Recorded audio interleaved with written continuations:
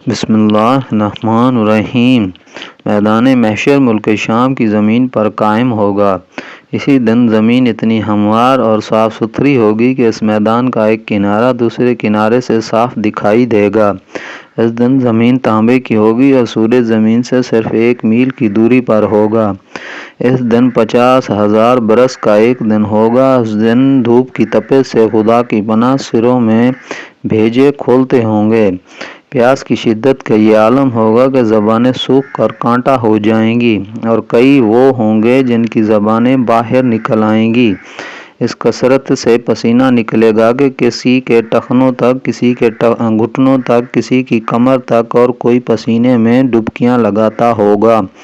ان تکلیفوں اور مصیبتوں کے ساتھ بے کسی و بے بسی کا یہ عالم ہوگا کہ کوئی کسی کا پرسان حال نہیں ہوگا۔ بھائی بھائی سے بھاگے گا، ماں باپ اپنی اولاد سے پیچھا چھڑائیں گے، بچے ماں باپ سے بچھڑ جائیں گے، شوہر بیوی سے اور بیوی شوہر سے بیزار ہو کر سب ایک دوسرے سے جان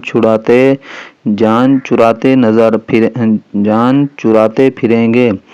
یہ ایسا کٹھن اور دہشت ناک دن ہوگا کہ تکالیف، آلام و مصائب کے بوجھ سے چھوٹے چھوٹے بچے دکھ، درد اور رنج و غم اٹھاتے اٹھاتے بوڑھے ہو جائیں گے۔ حمل والیوں کے حمل گر پڑیں گے۔ خوف و دہشت اور پریشانیوں سے لوگ پراگندہ ٹڈیوں کی طرح ادھر ادھر گرتے پڑے ہوں گے اور لوگ مدہوشی اور بدحواسی کے عالم میں اس طرح لڑکھڑاتے ہوئے چلیں گے کہ گویا نشے کی حالت میں ہیں، حالانکہ لوگ نشے میں نہیں ہوں گے، لیکن اللہ کے عذاب کی سختیاں انہیں مدہوش اور بدحواس بنا کر اس حال میں پہنچا دیں گی۔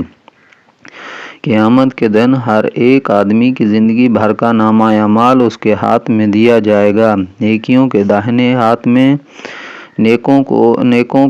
ہاتھ میں، بدوں کے بائیں ہاتھ میں۔ کافر کا سینہ توڑ کر اس کا بایاں ہاتھ اس کی پیٹھ کے پیچھے نکال کر اس کے بائیں ہاتھ میں اس کا نامہ اعمال دیا جائے گا۔ قیامت کے دن ہر ایک آدمی کے اعمال میزان میں تولے جائیں گے۔ جس کی نیکیوں کا پلہ بھاری ہوگا اور نیکیوں کا پلہ ہلکا پڑ جائے گا، اس کا ٹھکانہ جہنم میں ہوگا اور وہ طرح طرح کے عذابوں میں گرفتار کیا جائے گا۔ اللہ اکبر۔